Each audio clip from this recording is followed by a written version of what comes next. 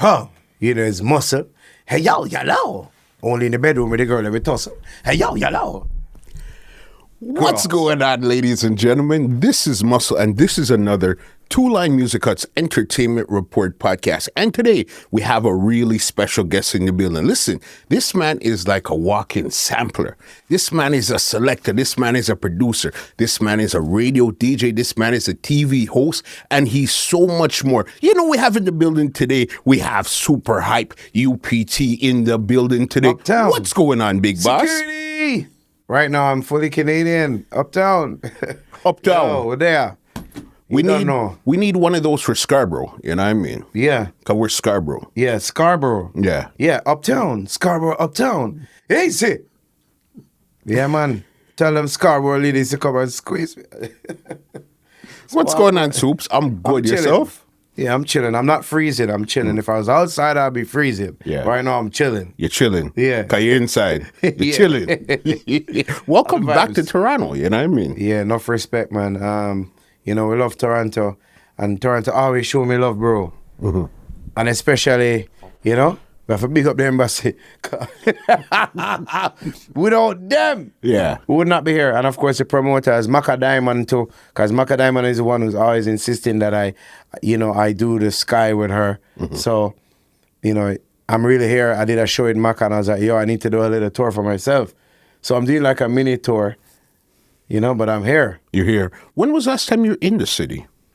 The last time I was here, you know, I'm like one of them, you know, I stick to the evil that I know. Like, you know, last time I was here, I was with Destiny Entertainment. Mm-hmm. Same way. You know, if you wanted some bookings, peeps, you call Destiny. You know the thing.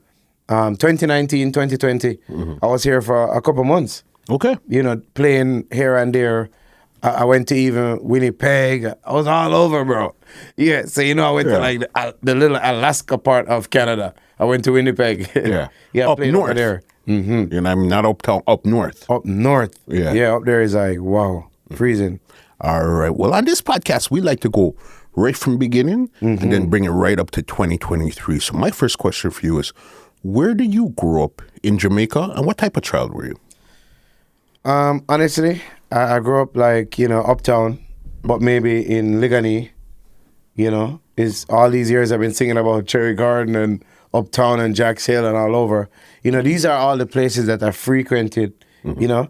As a child, I frequented these places. Like I went there, you know, even summer school, I was at Campion Summer School, you know. So maybe half of my friends, it's uptown. So, you know, that's where I grew up. That's where I come up with my little slang.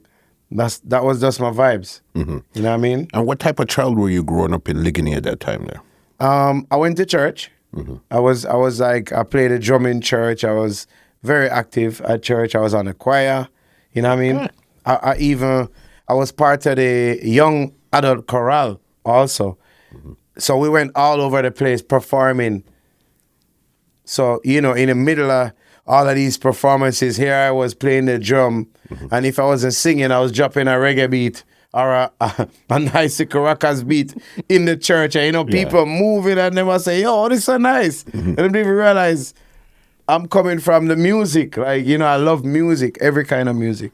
From that, and you could, as you say, you were playing drums back then also? Yes. Yeah. But not actually like the butum-tum-tum-tum, you know, the Congo drum. Because at church, I always like hearing the Congo drum.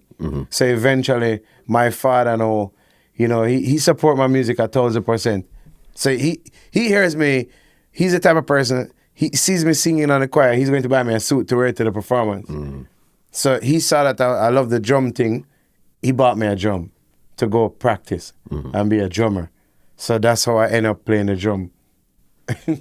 Congo drum. So the music it's coming from very far. Like from I was a young, you know, a little scholar. Coming up. And what did you think you were going to get into back then? Do you want to become a doctor? You wanted to get into music? Pilot. Yeah. All my life, growing up and doing high school, everything I would say I was going to be a pilot. I don't even know how I got here. Yeah. It's crazy. Why a pilot? What was it about flying a plane that you like so much? Honestly, Or looked intriguing.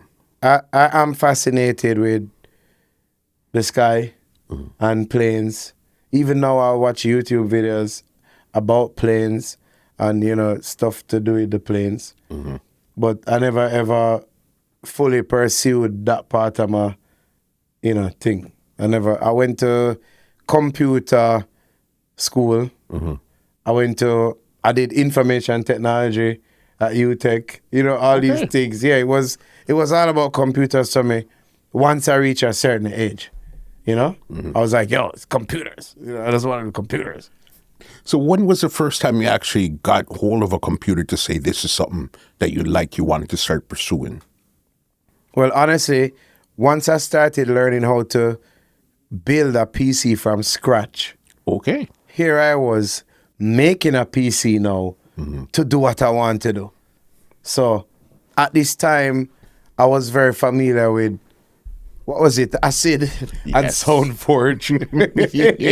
So at this time now, I was just building a computer that could do these programs and the mixing and the remixing and all of the things effortlessly, you know, without glitching and hitching. So and I knew how to make the fast computers and everything, you know. So I would just pursue it. And then after that, boy, the music just it just take over. So what was the first thing musically? Because you said you were singing in church, you're playing the Congo drum. So then even when you're through high school now, did you start to DJ? What were you doing in high school towards music at that time? In high school, big up, what's sound name? Jam One. See, Jam One now. Yes. Jam One was a sound, you know, that used to run the street. Like they had the CDs and the mixtapes. Like even before CDs and mixtape, they had the cassette tape. Yeah. They were making the mixes on cassette. So it was live, done on the cassette. Then it was the cassettes were copied and copied and copied and copied and copied. You understand? So that's where I was coming from. My friend Adlai Richards, big up yourself, G. You see me? New England, in New York somewhere, that's my G. Yo, he's the one that say, yo, bro, you love this thing, I'm going to show you how to do it the real way. So he actually sat down with me and showed me bars, how to mix a song from the start, where in the records to start, because it was from vinyl, you know. So that's where I started learning how to actually mix a tune. Okay. And then I started playing early for Jam One and Adlai. So Adlai had a song called Power Play, and I joined the sound, you see me? And then I was playing early for them. So I was doing, once I got a hold of being on the sound or whatever, I probably tricked the thing so that the sound play at sports day, wherever I was at you know, at the time. So here I was playing early until I reached the level now where I could play in the hype segment. Like when Adlai had juggle and I mash up the place, I could be on the mic now, you know? And then when him ready, him give me the thing and I could mix a tune and do my thing. So that's me learning as I look at you now coming up in the game. On Jam One and those type of songs. Till I was at Jam One making my own mixtapes. Okay. The cassettes. Until after that now, I link up with ZJ Ice. At the time he was called Friggy. Me and him link up at UTech. We were doing like the little parties at UTech. And then I link up with CD Ninja. I was always at Ninja. Yeah. So me and Friggy now used to make the mixtapes for Ninja. Okay. So all of them cassettes and whatever, the CDs. That's at CD Ninja. Yeah, that by this time he was doing CDs. We were doing the CDs, like we were actually making them for him with his effects, all his samples and he had all the records and all the music. And he had everything set up. Like he had a whole DJ room. Something that never existed in Jamaica. Yeah. So we were always there because we were fascinated with all the things. So, you know, what we do now, we make the mixtapes for him. And then when we got the free time now, we make our own mixtapes. You understand? Load the sampler with our things. And we'll make our own mixtape. You understand? What was your DJ name back then? Me? Yeah. Honestly, security! Yo, bro. At that time, it was DJ Superman. Yeah. You see me? I used to wear an S on my chest, bro. Yo, we used to wear the S for my chest, bro. Like, seriously.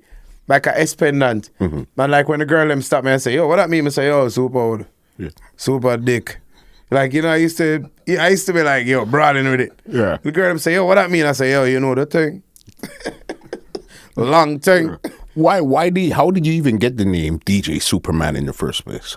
Honestly, I don't know. I was, as a little youth, my friends used to call me Soups. You see me? Superman. You see me? And I used to wear a lot of them. Like I used to wear the Superman hat. I used to wear the t-shirts. Like every time because as a little youth, I used to go to Florida and New York, even Canada. Okay. Every summer, my parents would send me away. Like it's like them want free time or something.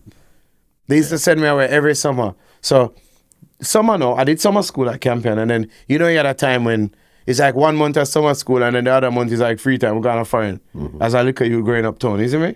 So I was in Canada, I was in New York, I was in Miami. You understand? That's how I spent my summer holidays. So you don't know, bro. What am I tell you? Your life back then, sweet. Different. You understand? So I used to call me Superman now, and I used to buy my little Superman things, my little hats and my little Ray. So that's how I get the name. Till I start calling myself DJ Superman. Yeah. You understand now? So until I reached U-Tech now. And then I got tired of the Superman thing. And I started hanging out with Rush and Master Lee. And we was at, honestly, first we was at odds. Because every time I was getting the bookings, Rush was getting the bookings too. So the same promoters was like, yo, we love Rush, we love Super. And they were calling me. I say, yo, Super, how much you charge? And I'd say this amount. And then him call Rush and say, yo, how much you get Black Talent? And him would say, yo, this amount. And then if I say 50, him say 49. So, you understand? And when I'm coming back, I was like, yo, 47. You see me? So eventually we just had a meeting and we link up and I was like, bro, why don't we just build a sound and start just making money together? So were you playing a song when you met Rush, or you were just going as a DJ at that time there? Yeah, I was doing my thing. I was doing Essence. Because you remember we were doing Power Play as a little youth. We switch up the thing and we go Essence. You see me? We start a different sound and I was doing it with some other people. Carl, DJ Crush, a youth named Pusey. You see me? We did a mash up the road, man. Burn up the road. Essence with DJ Superman. So it was almost so like U-Tech, it was basically almost Essence versus Black Talent, because that's Rush over there with Black Talent. Yeah, but it wasn't really a versus thing. It was just, we're getting all the bookings, everyone. It's like all the people wanted both of us at the same time. It was competitive. It was a vibe. Yes, but as you know, everybody is going to school at the time. We don't really have the money to be booking 2 and 3 and 4 DJs. So it's like them get one little budget. They're like, yo, who we gonna book? Like, yo, dog. Easy says like a debate with the prices. So eventually, we just decided to build a sound, and then we said Code Red. And then I was like, yo, I'm tired of this Superman thing. But I still like the name Super. So Master and Rush now come up with the name Supa Hype. And then, yo, that shit, it just stuck on me. Like, it stuck. Everybody loved that name. You have that super hype personality. You're like a ball of energy, always on the go, always moving on. Energy! Like, yo. What was the first voice that you discovered? What was the first sample that you put out there? Honestly, it was the Seaga voice. When I was in high school, people used to pay me. Like, they used to crowd around me at school. I'm like, my brethren, big up early, man. This guy, the man used to collect the money from everybody, like, yo, pay up. Yo, pay your money. And when him done collect a whack of money, he's like, yo, Super.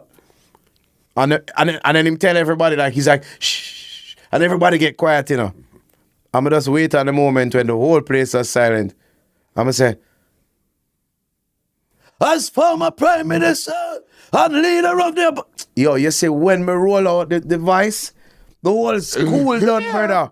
The school, mash up, brother. So, This is how we used to make our little extra money now, because everybody used to have to eat the school food. We are order lunch next door over Landval. Yeah. We are order big lunch with fried chicken and rice and the little ketchup on the side and the red. You understand? You're hustling. Yeah, and then everybody I buy like a little one juice. We order a case of bag juice for the whole team. You understand? So you would have rate me in high school. Because we are do it for the level. You see me? So Siago was the first. That was the first voice. That was the first voice. And then I was at my studio one day on Constant Spring. Big up Tyson and my brother Marcus. I was at my studio on Constant Spring. These are the guys that used to support me every day and encourage me to do music. And big up rest in peace, John P. Oh my God, we love you, youth. He used to be telling me, yo, Supa, don't give up on music. Make sure, don't give up, bro. Don't, my brother with a 9 to 5 and a Ray and bro, do the music, bro. You are the maddest thing. Like John P. Yeah, big up yourself, dog. R.I.P. Is it me? Yeah, that you there till death. He's the one that really made me just press gas. Yeah. As a little youth. You understand? So where was I now? Where would you reach now? The other voice, the first one was Siago. Second voice now, with their Constant Spring. And Black Chiney, Willie Chin. Black Chiney forward to the studio. And Copper Shot. I'ma just catch our vibes. I mean, I say, my boy say, yo, give me Black Chiney story. I mean, I say, what? I mean, I say, this is a uptown story. Me house a 5-story. Hey. Yo, the place mash, brother. And then me sing for Copper Shot and say, welcome to Narbrook. Straight fast food, me nah cook. Yo, bro. Man, I had uptown, like, the place mash up, brother. Like, the place I shift from left to right. Isn't it? Like, the place I mash up. Black China and Copper Shot, honestly, they're the ones that started my artist career. As an artist. Okay, so then let's not go artist yet. That's why I'm saying the second voice. Yeah. The first one was Siago. And The what second was your voice second was the old man voice. Yeah. And then came the uptown voice, for true. It was the old man voice second, because I was doing the intros. Because honestly, I did boss in the intro world, you know. You see like the jingles I'm here to know? Yeah. UPT, uptown, security, this is it. Juggle, you ready? Hey, you see me, one of the jingle them. Like, before even I busted that tune, the jingles, the intro thing did already bust where I say like, we're talking about musclehead now. The ladies want to rub down musclehead. They want to rub every muscle on musclehead head. And they want to give him head. The ladies want to, they want You understand? That was the voice, that bust now. You understand? And I was like, yo, the music game, you know, them accept me now, like the voice bust. Yeah. And then I found the, yo, Black Chiney, uptown, UPT. You see, when me find the uptown voice, me bust my father gun dog. You see that? Yeah.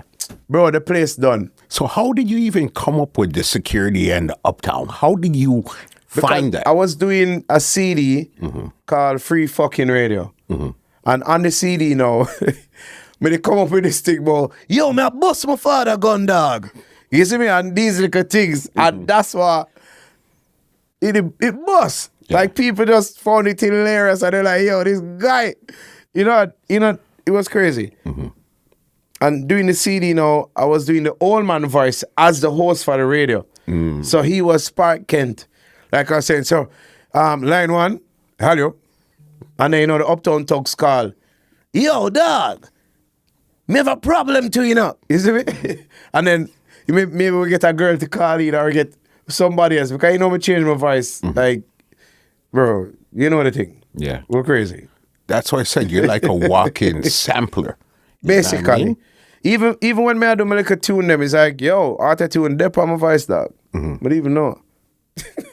It's natural. Yes. You know what I mean? So even before we stray too far from the linking up now with Rush and Master Lee. So then, no, I was talking to Master Lee, and Master Lee said, you're the one that actually named the song Code Red. Yeah. Because when we link up about the meeting, we didn't have a name for the song. We were just playing out as Supa Hype and DJ Rush at Master League. Yeah. You understand? So people, they got familiar with Supa Hype and DJ Rush because we mash up the place, you know. Because Rush have an energy too, you know.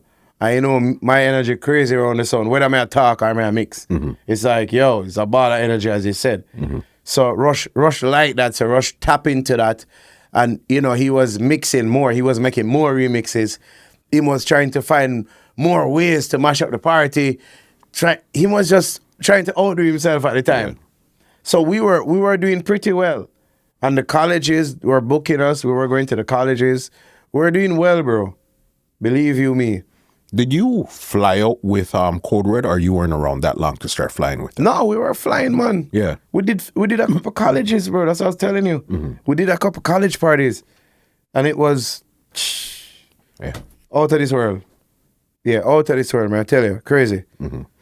Especially, may I shout out Boston. Yo, Boston is crazy. Jesus. Oh my God. What's so wild about Boston?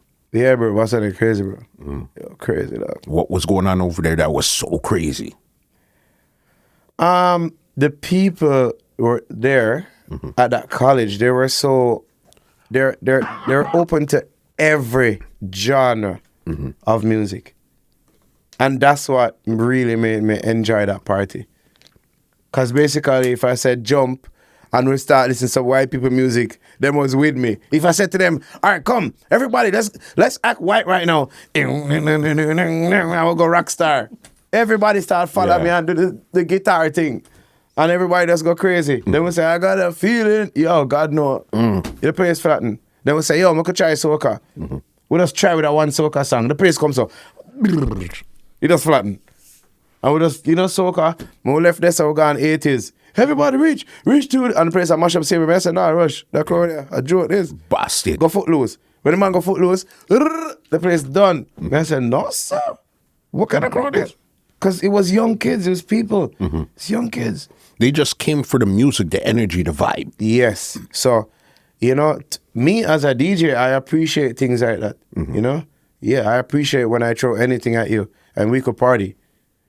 You understand? Build that energy there. Yeah. So then now, even you as the Uptown representative, when did you start going to the Garrison to start playing? How was that now for an Uptown youth to play in the Garrison? I was going to the ghettos and the Garrison a long time. Like, as an Uptown youth, I had a love for music, especially the streets. I had a love for the streets and I had a love for dance hall. So, even as a little youth, I did those things that I sang about in my song. I did thief out the car to go to parties. I did it. Yeah. I did thief out the car. I did get in trouble. I did do those things. You understand? Me and my friends, we did thief out other people's car. We did go to the dance hall parties that we weren't supposed to be at. I mean, as some little youths, may I talk one crew in all 15, 20 hours with girl, man, everybody. We just did it. One crew we stay saying a dance, I drink all the crate of Guinness like we're big people. You understand me? And you guys really ran away from Uptown to go to go do those things. Like we wanted to go party different. You know? Yeah. We wanted to do that, bro. And then even things like Pasa Pasa. Every Wednesday, as a little youth, growing up, when I just get my license, bro, every Wednesday, downtown, I took all my friends from halftime in New Kingston, because halftime was a pool joint. Because as a little youth, I used to go to the pool joints. I used to do the whole of the little Uptown thing, play pool, smoke cigarette. Yeah. You know, because cigarette was a fashion thing back in the day. Yeah. Till you get addicted and you want to smoke cigarette all the time. But me now, after a while, I was like, yo, weed. You understand? High grade, straight. That's how I even came up with the idea of Smoked Out, the mix. Free fucking radio. Because Smoked Out was a mix and then it does graduate into free fucking radio. But it was Smoked Out that was a mix, you know. You understand? And this was from smoking all this high grade.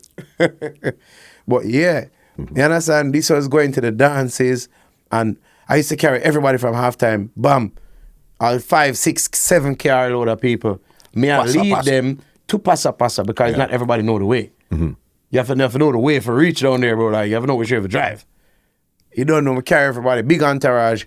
And, when we reach down there, the youth them rate me. Because you know everybody them park up all of my car them together and we run a little thing and them a watch we carry them and we gone to the party and we did it till morning. So as a liquor youth, you know, I just get my license, you know. I them thing them I do, you know, Wednesday night, you know. And I have work the next day, you know. Cause believe it or not, you know, as soon as I finish school, you know, even when I do college and everything, I have a job, bro, I do the work. What were you doing? Salesman. Sales. Yeah, so as a liquor youth, when I left school, I was going to every parish, every nook and every town and every crevice in Jamaica selling preservatives.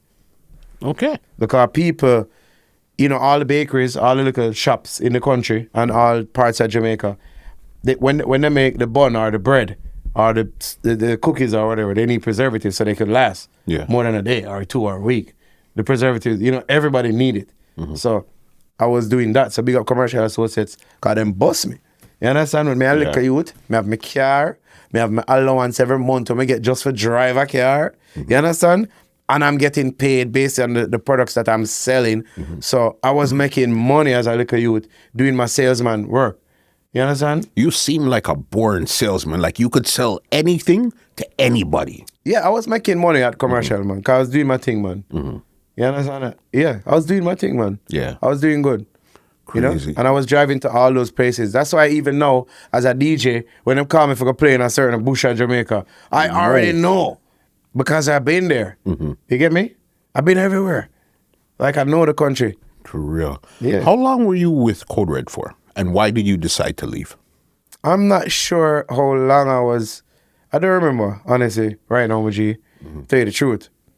Honestly, I don't remember right now. But the reason why I left is, you know, honestly, I got like a little eye opener.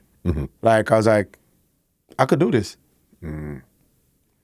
Like, you know, after years of doing something, I was like, yo, I don't want to work for anybody anymore. You know, even though we're a team and thing, I was still just a member of the team. Yeah. I mean, I was one of the founding members, but I was still a member of the team, like just a member of the team. So I wanted to do my own thing now because I have my own liquor youth them now.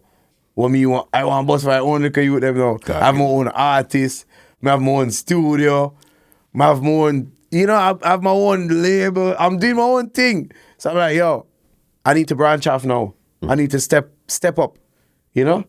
So honestly, that's what, I just had some vision. And I just tap into that vision and it worked. Because I literally like, I was bigger in like a second. Like the first date I went on, I made triple the money. Yeah. You understand me? The first date I went on. Was that when you left and then you built 007? No. At this time, I was just doing my thing. And as a result of just doing my thing, I was doing a Sunday thing. And the people there were amazed because I was playing there from like 12 o'clock in the day. And the party, no, honestly, I was there from like 2 o'clock or 3 o'clock in the day. And 2 a.m. the party still a shot. And the place a mash up. Liquor sell like, whoa. The sealer. Because you know in Jamaica, anytime something nice go on, phone ring, something go on. You understand? Yeah. As I said at the phone ring. Yeah. So here it is now. Some people, they recognize my talent. And they're like, yo, bro, you're not normal. Want to spend some money with you. What you do? So, big up Banks and Bobby. And them link me and them say, yo, wait up, man. I'm going to say, yo, bro, I'm ready. Like, let's do this. Them say, what you want to do in life? What you need? I said, boy, I want to do a studio. Yeah. I want to do some things. I want to step up the game. Like, I want to do a real studio, a bigger studio than what I already do right now. And them say, all right, we'll help you. And I want to have a sound. And them say, yeah, man, Bobby say, yo, it's a sound, definitely sound. Definitely want to do a sound. I say, all right. I would just knock it. I would just build a thing, studio, sound, brr, brr. And it was ideas, everything. And then there it was, we had 007. 007. So even through all of this, when did you meet Busy Signal in all of this journey? When I was at Constant Spring. Yeah, when I was telling you about Constant Spring. Same, around the same. Well, honestly, when I met Busy, Stop It, was when I was just doing my thing. I was going to Renaissance on a regular basis at one point. Okay. I was not playing Renaissance. I was just going there at the studio, chilling every day, voicing dubs. I was using the studio at times because I had my studio, but the artist is not every artist come my studio. Enough of the times artists they're at Renaissance, but they're not coming to my place. So I want stuff. So I had to go to Renaissance and spend time. I had to go to different studios to get stuff to go to my studio and work on it. Because if you notice when I play my dubs, they sound like 45s. Yeah. You understand? I mix my dubs personally myself. All of them. So I was going to Renaissance and I noticed this artist under the tree every day. And he's always like sitting down. And I'm like, what is he saying around there? What is he talking to himself? I mean, I wonder if he's mad. Yeah. You understand me? Honestly. And then one day, I just start getting closer to him, like every day, I just start going closer to the tree for try to hear what he say. Yeah. You understand me? And like one day, I finally get to hear everything that him saying. Like, you know, I hear peace every day, but today, like, I heard the lyrics. I was like, yo, dog, that's the moneyest thing. Yeah. Man, I said, dog, you crazy with it, bro. And he's like, remember I'm there for months, just there under the tree, you know. And everybody's like, yeah, man, I'm busy that. Man, I said, no, bro, you're the maddest thing on earth. Bro, come part me for a day. Just part me for a day. Yeah. And then part me for a day, like, me and him in the studio at Renaissance. And then I said to him, yo, come part me for a day at my studio. Let's hold a vibe. Him said, all right, cool. We'll go to my studio for the day. Bro, all over. It done. From me and Busy start part out, the whole place mash up. Yeah. So was this before Step Out or after Step Out? It was before. It was at Priory, over Tension, we refined Step Out. We voice it in a Roland machine. Roland machine, I buy it from Karim or one of them. One big Roland machine. I mean, when I was a little youth, I didn't even have the money to buy it. Them time I'm not in the studio, you know. We was over Tension every day with a computer, you know.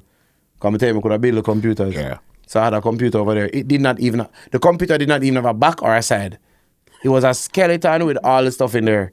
So every now and again, we had to use a brush or a vacuum and we have cleaned it up because it was a collected dust. Because we didn't have anything to cover it. Yeah. We just, you understand me? It wasn't in a case. No. It was just a skeleton.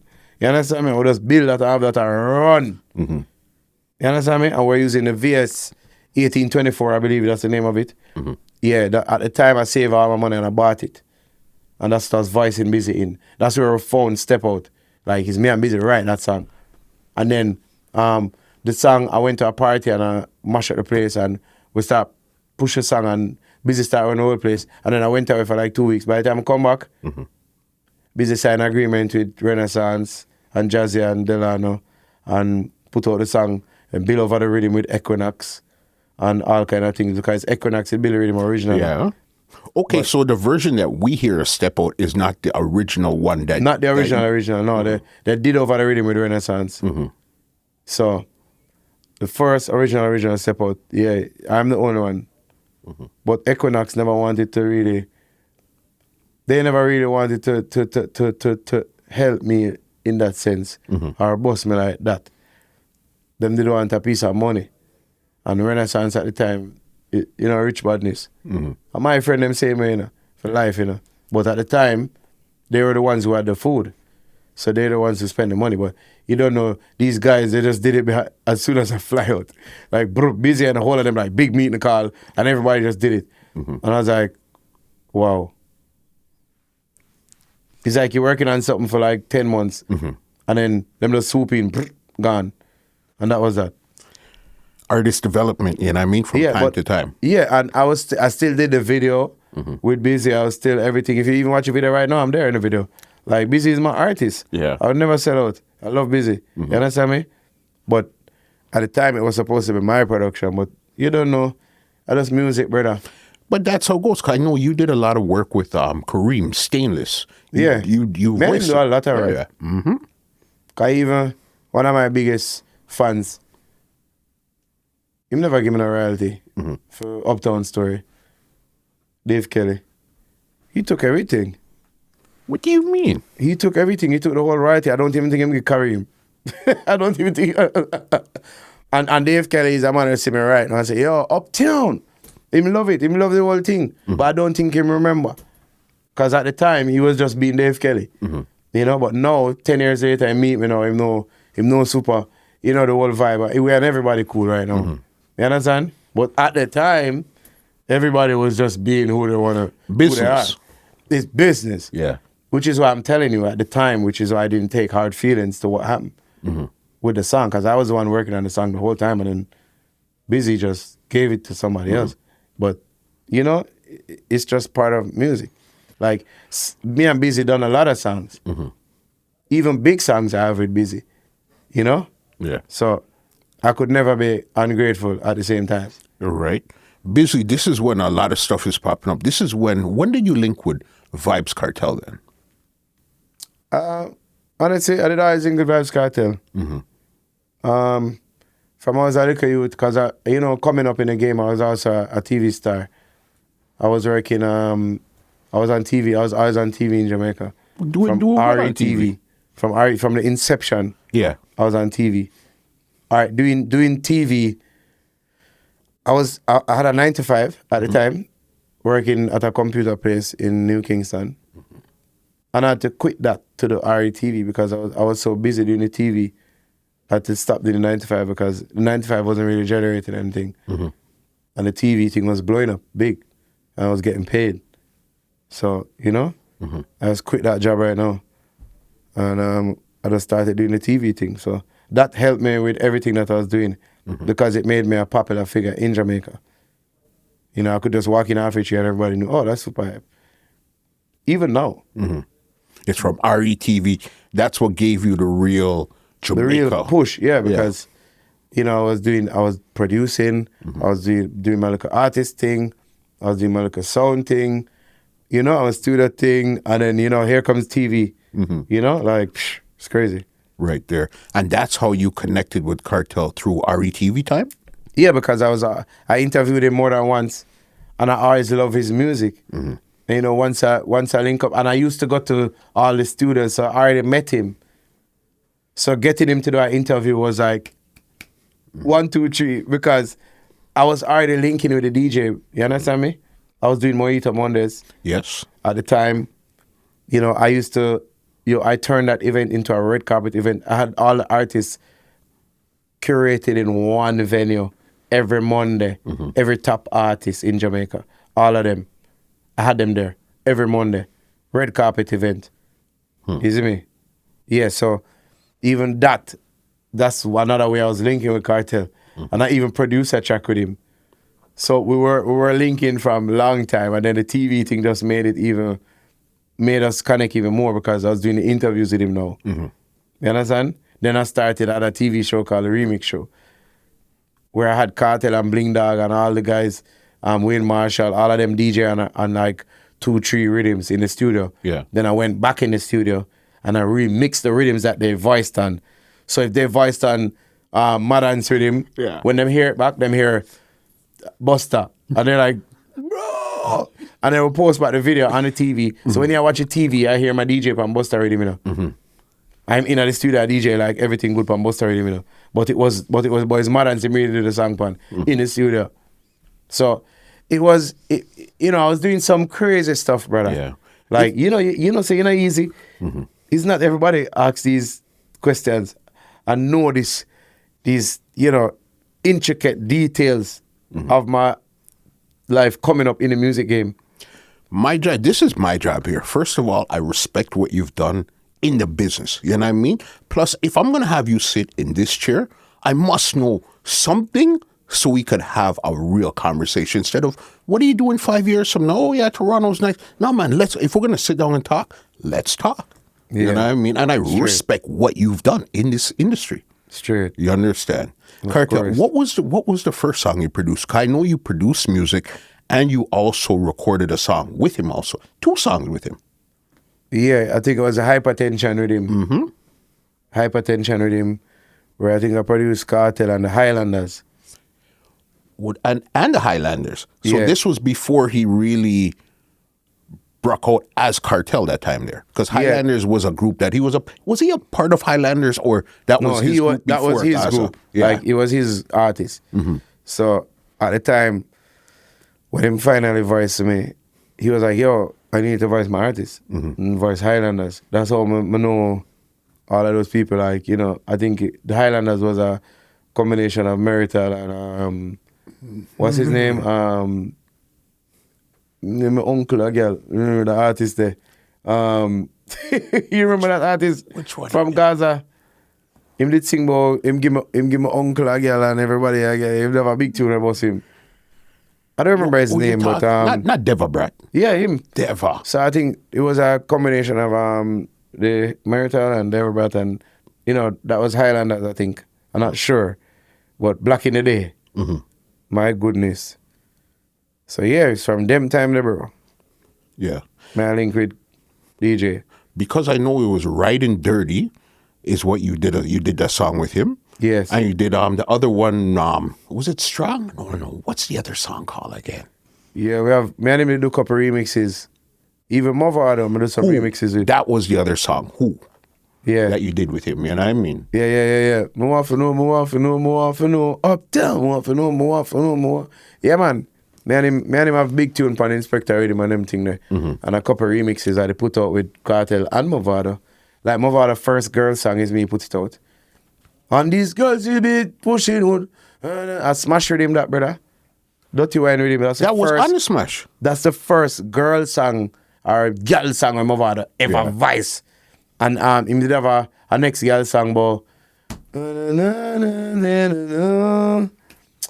baby girl. Yes. He's a hip hop rhythm, with the voice it, but a little R&B rhythm. Yeah. And they put it out on the mixtape as the last track, the bonus track. Yeah. Them two tune there was the first time him try out like doing a song like the girl. Instead of the gangster. No, it was all about my tune, you know. Yeah. Yeah, so basically my thing stamping on music, you know, like I've been there for foundation for enough of the artists them right now where, you know, look on all Aidonia right now. Remember say my name Aidonia call and boss, you know. I'm busy, you know. What do you mean?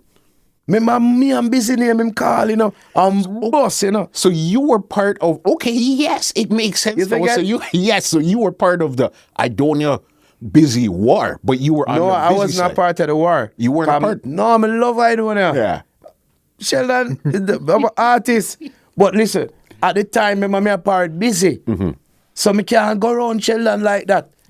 You understand? I remember him come with this song and say, he put a scooter bike, shoot Supa Hype. Is it busy on a scooter bike? Remember, you remember that? Listen to me. You want boss? That song is what boss, when I don't that was a song where start flatten dancehall. Yeah. And I was the one who went in the parties. And when my name called, and him said, you want Supa Hype on a scooter? I was the one that was pulling it up. I was the one that was wheeling it up at the parties. Yeah. I was the one that was wheeling. Yo, put up that. Is it me? Cause you know me hear my song, not my name in a dancehall song. Me I say, No. yeah, me get excited. Me I say, yo, the have common name. My heart. Isn't it? It's just energy. Listen, you brought up one of your greatest accomplishments to date. All right? Smash Riddim. All right? Smash Riddim. Tell me how you even came up with the rhythm first before we even get into the songs. Carnival. I went to Carnival. I was hosting for RE No, was it Hype TV? Listen, I've been working at RE and Hype TV for the last 30 years of my life, so I don't even remember. I don't remember which one of my time. I think it was RE TV, and I was interviewing people at Carnival. And I heard this rhythm. And the snares in the rhythm, yo, crazy. And I said to my brethren at the time, and the cameraman, I said, yo, if a dancehall rhythm ever had this kind of snares in there, it would be so crazy. Like, it would be craziness. And I called Jack Neil Randall, and I called Craig Marsh. So, Jack Neil, everybody call him Jat. And you know Craig Marsh is Serani. call the two of them. I'm going to put them in the studio. I'm going to give them an idea. Because I had the whole rhythm in my head. Mm-hmm. And I gave them the idea. I think a little youth named Bunker was there too. Mm-hmm. Is it me? I think another youth was there too. A little youth named Petty. So all of these people, like, they were there the day when I was coming up with the rhythm. And I give them an idea. So I wanted like an orchestra thing, and I wanted the snares. I wanted it to be like a like dance hall, and then and then Serani. I think Serani, either Serani or Jack Neal find the bass and pan smash with the man. Cause the bass go. Yo, brother, crazy. Mm-hmm. It was just a masterpiece, brother. When we do that day there. I don't know what kind of weed we bought that day there, but that split did nice. Cause everything was just perfect, bro. The rhythm just is a masterpiece. Like before the rhythm even done run out good, Cause I think it's all Jack Neal keyboard it making. That's the big hype. Okay. Yeah, I think it's Jack Neal keyboard the rhythm making. When Jack Neal bunks it today, remember says just a little snippet to have one little 1 minute on, Brother, the amount of song voice. I start voice the same day, Who was the first person you voiced on the rhythm? When I lie to you, I think it was TOK. Mm-hmm. TOK, Turbulence. TOK, Turbulence. Mm-hmm. I think Alien. Is it me? Yeah. And then the rhythm just blow up. Vibes. Who else voice? Yo, the rhythm just go crazy after that, bro. Elephant. So there was enough people on the rhythm. Yeah, man, about 16 songs, man. Because it's about the Dutty Wine is number one, and then there's like 2 or 3 songs you'd hear after. You'd hear the Lane, Busy. You'd hear the Busy, and there's one more that you would hear in that when they're juggling that rhythm there. But I didn't realize there were so many songs on the rhythm. Yeah, man, cause Alien sang boss, Busy sang boss, Vybz Kartel sang boss. It's a Cartel is the third one. Yes. Boss. Yes. And that yes. rhythm, and then Dutty Wine. Dutty Wine come and just flatten the whole place. Okay, so then take your time with this story now. How did you link with Matterhorn to even voice Dutty Wine? Because did he have his big songs before that? Or was he really voicing songs before Dutty Wine? No, Matterhorn dubbed them. It's me and Karim used to mix them. So Matterhorn is the first person who made me even see US. Yeah. And Canadian money. Like, Matterhorn was the one who come at the studio and say, yo, mix them dub here for me. Because him get dub all day, So he would just follow the studio and say, mix them dub here for me. And him the H, the money get US. You see me, and as a liquor youth, you get paid at US to mix a dub. Come on, bro. Yeah. Where I live good. You see me? So Matterhorn was the daddy. Matterhorn is the daddy. You get me? So Matterhorn now him have me and Karim mix it dub them, and then once we mix it now regular, him come back and him say, come, I want you punch out the rhythm, yes sir. Punch out the rhythm, yes sir. Give him back the rhythm, yes sir. Cut out the whole rhythm, yes sir. Make a cappella, then drop back the rhythm, yes sir. Really. Matterhorn had so many ideas, bro. And he was like, yo, change the rhythm, yes sir. Like, he was like, yo, Matterhorn crazy with it, bro. He had so many ideas. And Karim and I were just the ones to execute anything that Matterhorn thought up in that brain of his. Because he had all the acapellas, and we had all the rhythms, the computers, the programs, everything. So we were just doing the do. It was a good partnership. He had the link, you knew how to do it, so it just worked for everybody. So he actually played a role in teaching me how to, mix dubs, songs, just, putting out music out there, because he knew what the crowd wanted.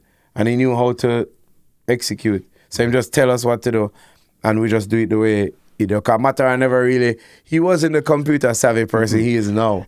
He knew what was in his mind. Yes. He just needed somebody that could deliver on what he had in his mind. Which was the same thing when I was doing Dutty Wine with him. It was in my head. Yeah. And then those guys executed it because I knew Serani could build. I knew Serani he was good at making happy rhythms. Yeah. Because from I heard that Seika, I was like, yo, this guy know to make the happy rhythm them. Him have the sounds. You know? And then Jack Neal, I believe in Jack Neal. So I knew that linking up with two of them, it would be like, the masterpiece is done. And so I said, so done. You get me? And then now this. So Dutty Wine, how did you guys come up with this song here now? This is a monumental, listen, you know how many artists in their career wish they had a song like Dutty Wine? Matterhorn used to play in Mobile a lot. And he used to play at enough of the skin out event them, where the girl them chuck off of the building.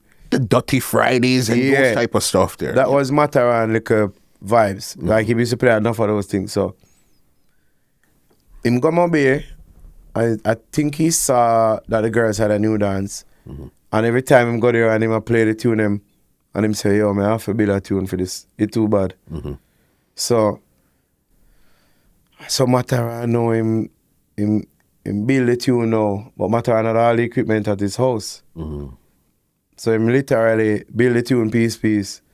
At him yard, advise himself little. Till him had the tune, then him say, Supa, listen this. When me hear him, I say, Bomba clad dog, this mad. By the same night, you know. Him say, yo, me I got Mobile tonight, that's why I make sure I done it. And him go Mobile, you know, play the song, get the video, and the audio. Because you know them time when they really have much video, audio we are watching it. For sure. Audio we are listening, so we listen about the audio and we see the video. When you see the way the girl them crowd round and the way the place mash up, you say to yourself, the song just vibes since night. What the fuck? Then, me comes now, and I don't know where I went. 2 nights after that. Because I said that was the Saturday. The Monday, me there Susie's, you know. Or no, like the Saturday night, me play somewhere too. I'm going to drop it. Same effect. The one girl started going crazy, and all the girls crowd on until it was just like, the whole dance just surround one girl. And then all the girls them start doing like, you know, start a competition now. Who can do it the best? And then it happened on Monday, the Tuesday. Everywhere we go, this was the effect. Everywhere we go. So we said, no, so this shit viral now. Because everywhere we go, the same thing. All them girls trying to break their necks. Like, what the fuck? They're trying to swing the shit out of their neck. Bro, all the girls them start get hairdo now for swing. Every girl start get a hairdo now, so when Dutty Wine play, them can swing. Yo, brother. So, them time the Matterhorn super hot, Dutty Wine super hot, everything I go on. You know, I buy my first car. I buy my first Apple laptop. No more skeleton of a computer. No, we change the game now. We have screen now, monitor. You understand? We have monitor box in the place. Pretty microphone. You understand? Microphone now catch pan nothing now, you know. Microphone up on mic stand and we call us something with the mic going the housing. Boom. That thing, the surround shock absorber thing. Yo, the thing bossing now, brother. How did the industry start to treat you now that you came up with this now? You and Matterhorn have this surprise mega hit. It was good vibes everywhere, bro. I was always a people person. You know, and I love DJs, I love music, I love artists, I love everything about music. So I was always a people person. If you notice, I don't have beef with people. There's never an issue where you hear, oh man, the Supa and that guy warring. No, I don't live my life like that. Okay, if we're gonna be 100% honest, the only time I heard you in problems was because of the same song here, Dutty Wine. You and Matterhorn, I don't know what happened with you and Matterhorn because of the business part. What had happened? No, You see, Matterhorn had some people around him that they were just trying to exclude me from the business. You understand me? So basically, Matterhorn is getting money. I'm spending on him. Like, I did his video. I bought all the plane tickets he asked me for. He said he wanted money for clothes. I gave Western Union him the money. He said, yo, I need to do this, I need to do that. Everything he wanted, I gave him. You understand me? And at the end of the day, it's like, you know the thing. You give them an inch, they want a mile. So he was like, yo, Supa get rich. We need more money. So then now, them I try to do a deal now without me, excluded me as a producer with him and Serani and some label. So I was like, hell no. So before they could have blinked, I signed a contract fast. I was like, yo, I even do history in the business. Cause I signed 2 contracts at once. What do you mean? Explain. Like I put out a track with 2 different labels at once. Okay. So that's history. Yeah. Because normally you put it on one label, they're like, yo, that label can't put it out. Yeah, it's usually licensed exclusively to one label. So I did it at one time. Like if I was faxing somebody, I faxed it to them at 12:03. Yeah. So 2 of them get it same time, send back same time, approved, everything stamped same time. And I was like, yo, bingo. You know, I did it. Like I made it happen. And everybody was like, yo, what kind of work him do? You know, but hey, I did it. And I shoot the biggest music video, it's animation video. It was the first of its kind. I created history in music and dance hall and reggae music, everything.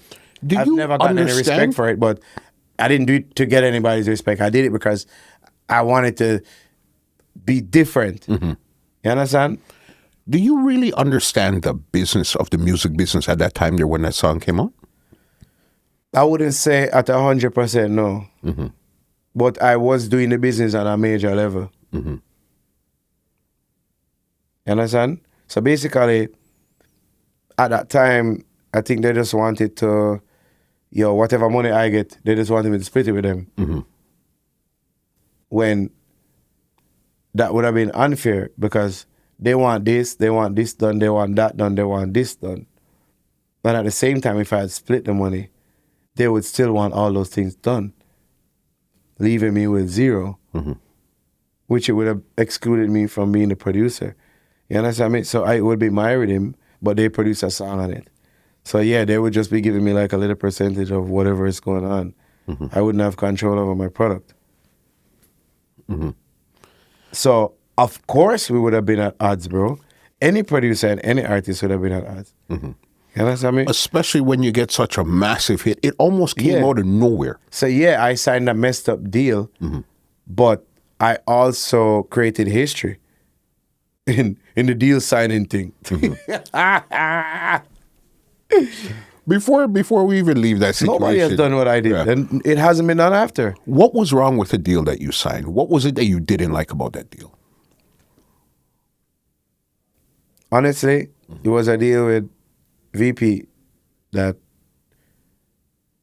didn't really give me much choice or argument. You understand me? So basically, I signed a deal where they had me by my testicles, and it's like they had the upper hand. So it's not until years after where I could go in and talk with them and we could, edit this contract and decide when we could end it or because when I signed it at the time, it was messed up. I had to wait 6 years, I believe, or 7 years before I could make a adjustment or change it to anything of my liking. You understand? So yeah, I did sign a messed up contract at the time. As a little youth, I was just trying to get paid. And if I didn't sign it quickly, I would have been excluded as a producer. You understand me? Because them never understand themselves neither. Them just want boss. You understand me? And them just say a big label and I say, yeah, I'm ready. I have my pen right now, send the paper come inside. You understand me? Mm-hmm. But that would have killed me as a producer and done my energy. Mm-hmm. Right there. It's just one of those things with the business, because a lot of times, again, you guys are in the studio fooling around, you don't really get it. Of and course. something like that just And pops up. bro, and unity is strength, brother, is a result of the energy where we have over the years together as friends. You understand me? Because Jack Neal, Serani, my real friends. Yeah. Matterhorn, my real friend. So at the time when the thing came together, it was a result of us coming together, putting that rhythm together as friends. And then Matterhorn, the energy, him finding biggest girl song on Super Riddim. You understand? It's like, that's just God right there. And then like, if I was to talk some things, bro, like, you know, but I wouldn't do that, because that would be like spilled milk. Yeah. Like, I see all these people doing that stuff on the internet. Like, they're bringing up stuff from 10 years ago. That's stupid. Like, we already got over that 10 years ago. Right, you know, right now, the only thing we have right now is love, you know, and respect. Like, you understand me? Right. We're not trying to bring up the whole thing right now. So you get me? So of course I love when people ask questions. I love the whole vibe where you try to find out everything where the music come from. But I don't really do the spill milk thing. Yeah. You understand? Yeah, so I just say good dog. Things happen. We're young, all of we did young at the time. Everybody want, you know, the stardom, the money, the fame, the thing. Everybody working, everybody love music. We don't want to be just doing it in vain. You understand me? So everybody just want what they want. And there's nothing wrong with that for anybody who is doing music at any given time. You get me?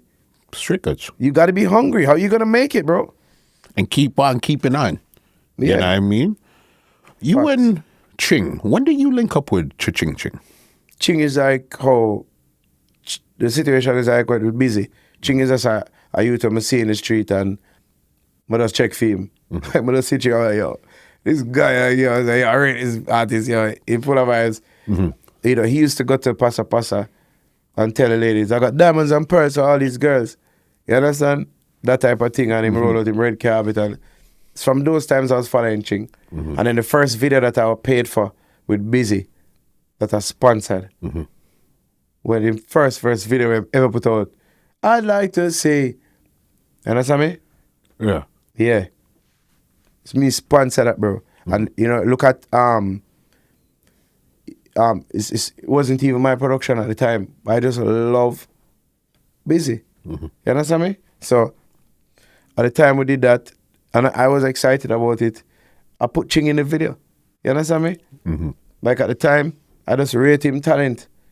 From them times apart, from Red Carpet and the, you know, Cubic Zirconia days.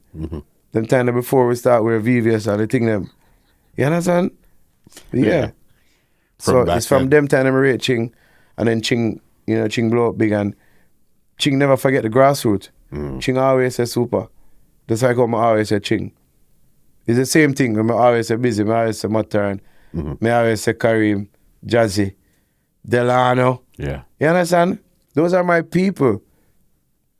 It's one link. You know what I mean? Straight. Same as a destiny. I'm going to tell all the girls, shake on the breast for me. Hey! Because you got a big song with you, Ching, and Munga. Yeah, Security. Man. Yes. You know the thing, Munga and my artist the same way. I was responsible for Munga. Munga had a slight downtime.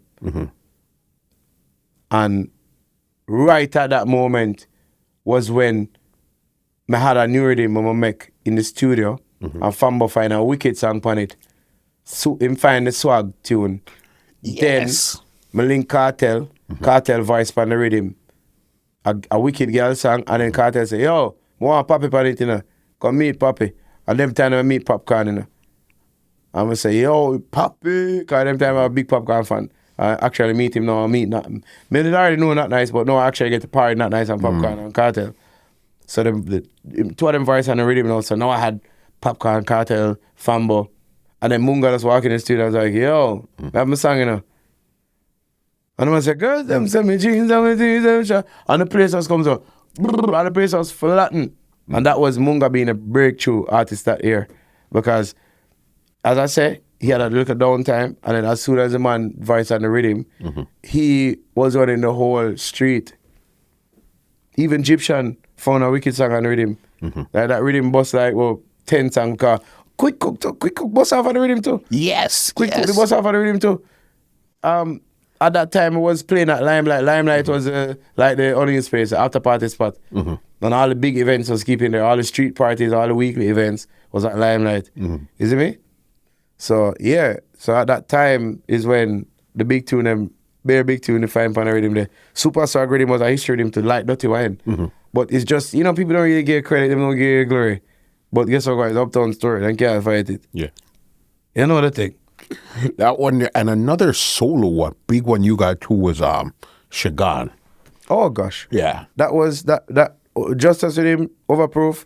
That was the rhythm. It and I Need Security was what made me get to tour Europe, because I had a big fan base over there saying security, like it was big, it was super, it was huge. Even now, right now. And let's not forget, I'ma Need Security is Chimney Records' first hit. That's their first one. That's their first hit. Chimney Records. Yeah. So, enough people, it's like people don't talk about certain things, bro. Yeah. What do you think we're here? I think my job is to try to talk to as much people in the music business, because you'd hear one song, but there's like 50 stories and 50 different people attached to this one song. And I think everybody has a story to tell. So then that's why I like to sit down with people and really get into the details of how this music and all of these things, how they came up. Of course. You know what I mean? Of course. People want to know where everything came from. You pretty much covered a lot. Let me see. You covered where I find my slangs. You covered where I found the songs. You covered where I got myself into production. Then you covered where I got a hit song. Then you covered where I got another hit rhythm, and other things, going into other stuff. What else is there? Shigan, I Need Security. Those are my big tunes. Those are my big tunes. Like, even now, I go certain places. Those are the songs I have to do. Like, even the new songs, I have to do them after.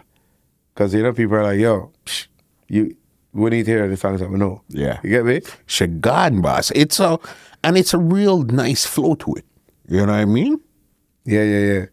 Even toasted him, I have a big up coffee. I tore on that song. Yes, you had to remix. Because you're a man, you put out a lot of those remixes. Bro, stuff. I tore on that remix. Yeah. Doing that remix. That remix bus in Italy and Barcelona. And maybe like 2019. And I was over there.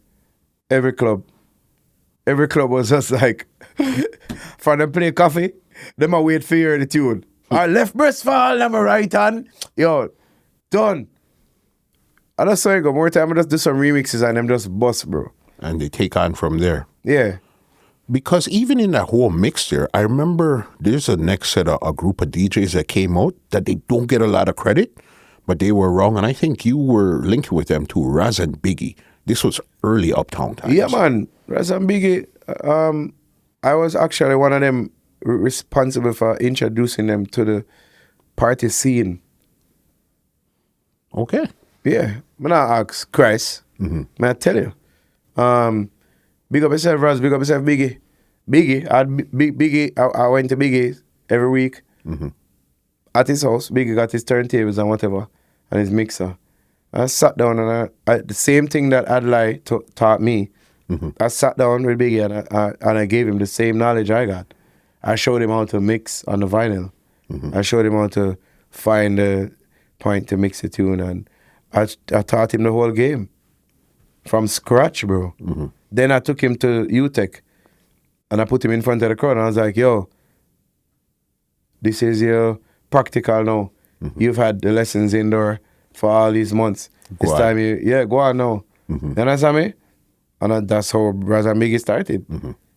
From there, because even Raz got that kind Raz of style that you have. That Raz is very computer, like, you know, I'm good at the computer. Cause Raz was one of them who even showed me a few things in some of the programs that we use even now. Okay. You know, because he mastered them quicker than me, you know? But Raz wasn't really the outspoken type until that time. You understand? Because if you notice, after a while, Raz was doing the mixing and Biggy was doing the talking. And then Raz was doing the talking and then Biggy doing the mixing. Yeah, these guys, I tell you. Whatever happened to them? I guess to me, them kind of grew apart. Biggy doing his own thing now as a big one. He's on a radio station and he's doing reggae, more roots rock thing. Okay. And Raz, I don't even know. I think Raz even foreign now. I don't even think he lives in Jamaica. Raz and Biggie, that was that whole uptown movement there. You know what I mean? Yeah. Crazy. I know you're also a DJ on Sundance. No. Sun City. Berks. I know you're also a DJ on Sun City. Yeah, man. How did you get to Sun City? Because remember, listen, Hype TV, RETV, producing, DJing, all this stuff. How do you now say, okay, let me go try out the radio now? Honestly, it wasn't something that I was trying to do. But they came to my weekly event, Sexy Tuesday, and they gave me some support. A couple times. You know, and it was a pleasure to have people from, of that caliber at my street event just come to hold a vibe because them like the whole Sexy Tuesday thing. And they were impressed and they came back. And they really enjoyed the vibe. And the boss thing me one day and say, hey, next week, Tuesday, I will come early, I will chat. And he kept his word, he came early next Tuesday while my other brethren was playing. And we sat and we talked for like 2 hours. And, he was like, yo, I want to give my radio station like an energy on the weekend. Like, I like the way you mix and the way you do your thing. I want some of that energy. But I know during the week it's a little rough for you. And rare. But if you want to start during the week, you can. And I said to him, nah, I can't. Like the week thing, pressure in, bro. Because, I'm out in it nights. So we start a Saturday thing. And since that, he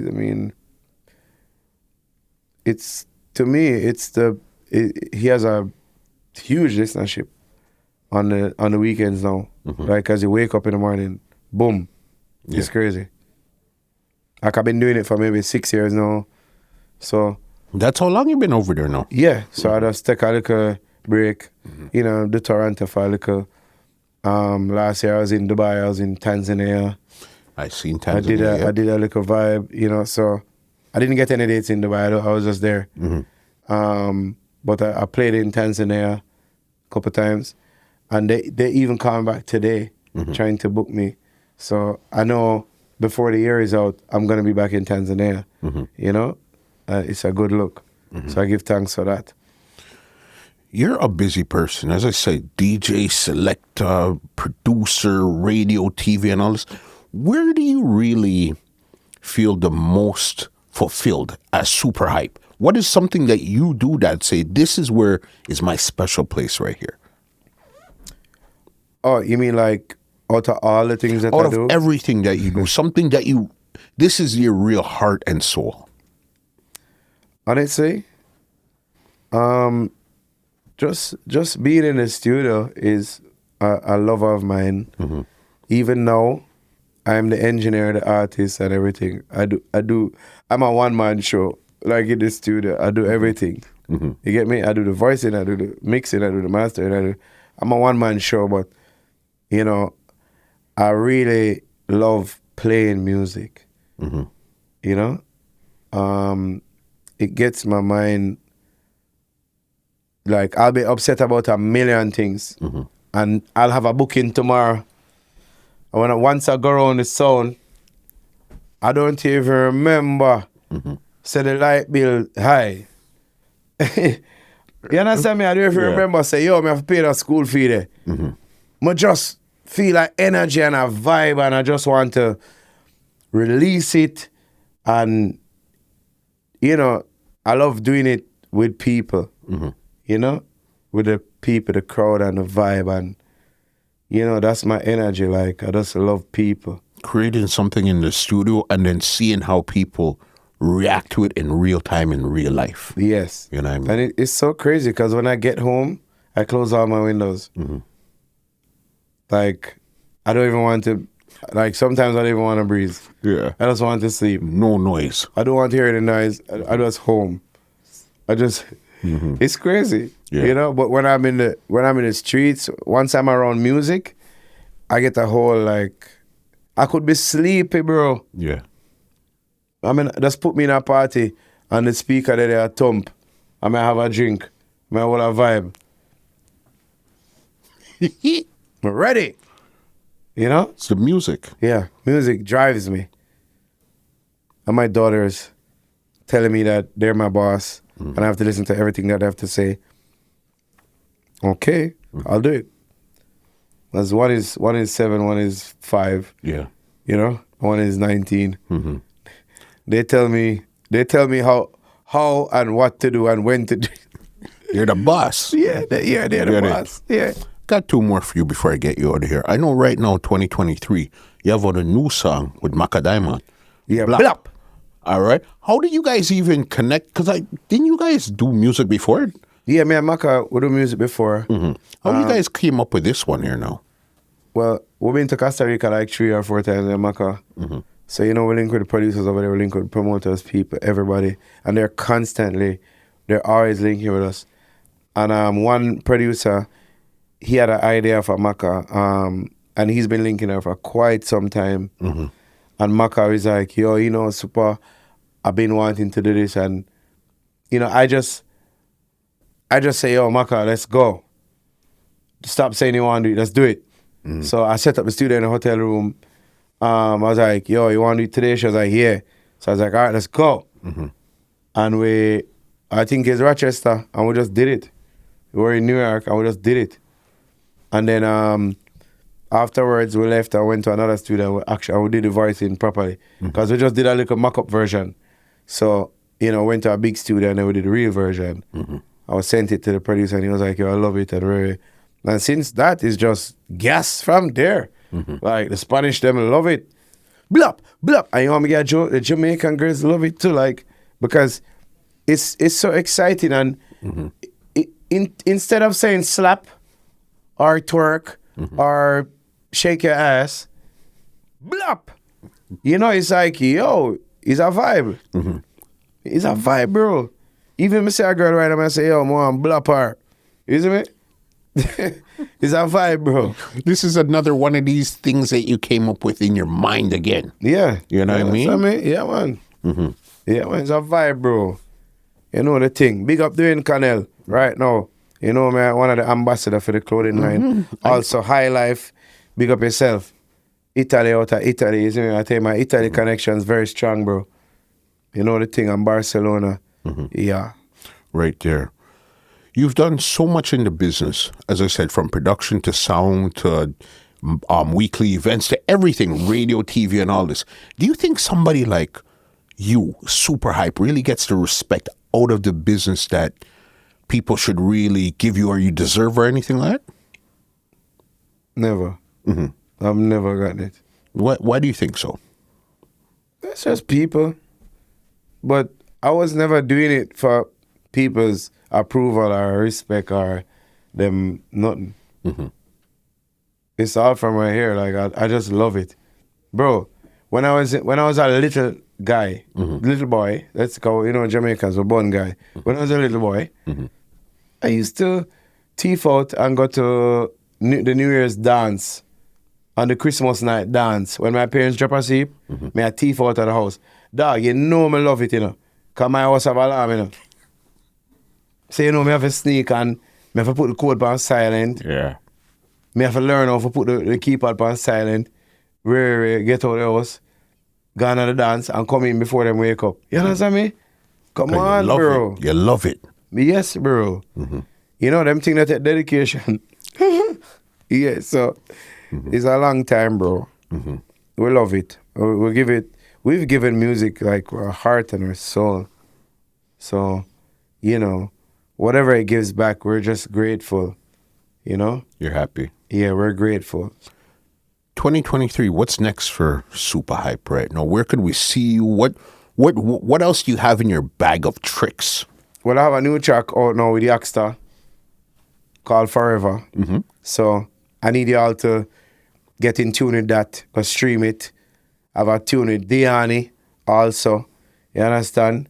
Go stream it. The rhythm is called bro, I have so many productions right now. Sky Lounge. Yeah. I have another rhythm called 70. Sosa Geek from New York, a rapper. He just released his album. I'm on the album. The rhythm is called 70. The track is with YD from Miami. So it's a big collab.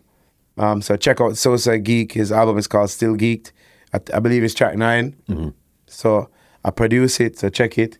You understand? So I'm doing some big things, bro. This, as I said, the Sky Lounge rhythm with Aidonia and you know, my boss, Youngster. Go check it, go stream it, people, please. And also, I have some new things coming out. I have a new rhythm with John FX coming out soon. Look out this year, before the year is done, I'll drop in something with Sean Paul. Okay. Peeps. Also, I tried my best to drop something with Busy before the year done too. So just stay with me. And you know, I'm honestly based out of Jamaica and Toronto now for the next 4 years. I'm doing Toronto and Jamaica. So honestly, I'll be working with people in Toronto as well. Okay. So look out for me pushing out a Canadian artist soon. Yeah. You understand? Big. Yeah. What's the name of the new artist? Yo, it's so much of them, bro. Like, since I've been here, I met a couple of them, and they're doing well. Big up One Dan. Yeah, I like the work he's doing. Yeah. Him sound fresh. You know, he's working with WGR. You know, I would like to produce a song with One Dan. Yeah. And you know, ISOS is the Canadian dancehall artist. I would also like to produce something with ISOS. You know? So that's just the game, bro. I'm playing the music, doing the production. And, you know, just like how I have my thing in Jamaica going on, I link up with Destiny over here, and I'm doing the studio thing and the music thing. So just look out for, you know. Busy. Yeah, I'm keeping myself very busy. I'm doing some collab stuff. You know, I even planning to do my weekly event over here for the summer. So, you know, people look out for Sexy Tuesday Toronto. Yeah. You know? You dropped a lot of exclusives tonight. I gotta really respect you for that. You know what I mean? Because again, we see you in the streets, we see you all over the internet, we see you everywhere doing all, but we don't really get to sit down and hear the story of Supa Hype. Yeah, true. Understand? That's true. Yeah. Uptown. Yeah. They want to check you out on social media. Leave some stuff where they could check you out, book you, stream your music, all that stuff before I get you out of here. Yeah, I'm on Spotify. I know peeps is Supa Hype. It's SUPAHYPE. Okay, it's Supa Hype UPT. And of course, I'm on Instagram, Supa Hype Real UPT. Also, Sun City Supa Hype for the radio stuff. Diamond League Sound is also my sound. I got a page on Instagram as well. I'm on Facebook as Steven Supa Hype Davis. Everybody knows I'm Steven, so you know how the thing is. But it's SUPAHYPE. YouTube, it's Supa Hype UPT again. So you don't know Supa Hype YouTube. Big up Prime Inc. I'm now a part of Prime Inc. Okay. So honestly, you can look out for some work with Prime Inc. coming out. this is the second rhythm that I dropped with them, Sky Lounge. It's the second production with them. The first one was Passport Rhythm. And it was the same collab. You know, me and Prime Inc. and we just do some music. TJ was on Passport Rhythm. And then Sky Lounge. TJ is also on Sky Lounge. So, peeps, just look out for the things. Stream them. Give me your vibes. And we have new songs out right now. Blap Blap with me and Maka. Brand new tune out there right now. Big up Eclectic. All the way out to Costa Rica. You know the thing, peeps. Yeah, big up all Spanish. Fuego, fuego. You know the thing. Yeah, man. Yeah. Arriba. You know the thing. Big up my artist Paranoid in Florida. I want my artists them. You know the thing. Yeah. So, big up Paranoid. You know the thing, peeps. I have a big up Pata Skeng too, because I'm the new dancer where I bust out of Jamaica now. You understand? Big up Pata Skeng, big up Can't Tired. You understand? Yeah. You're a man, you're in the streets. Yeah, at the streets. Yeah. Yeah, when you see me in Toronto, you know the thing of destiny. Easily. You know the thing, peeps. But before we get out of here, I got to big up Fashion for making this happen. You understand? Fashion 100% made this happen. Made the call one time and say, yo, Supa, say, yo, say less. Yeah, peeps, and so made it happen, wanna learn. If you want to find Supa, call Fashion. Call Destiny. You hear me say Destiny every day? Find them. Leave the contact number where they could get him. Destiny. Which number? 647-533-8662. 647-533 8662. 8662. Okay, peeps? Link up Destiny. Call me. Link up. You understand? If you can't find Destiny, call Dwayne Connell. You understand? You can find me. I'm not that hard. But there. You understand, peeps? One link. If you can't get none of the man them, two man them fly to Jamaica on vacation, you know, call Muscle. Just like that. Simple. Super. Trouble. Uptown. You know the thing. Yeah, man. Big up the streets of Jamaica, the streets of Toronto. Special delivery. We're there, you know. Yeah. Yeah. Well. Mad thing. Aye. Ladies and gentlemen, this is Muscle, and this has been another Two Line Music Cuts Entertainment Report podcast, and we are...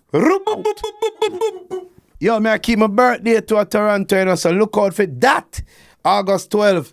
All the way over in London. Over London, dun. Ace.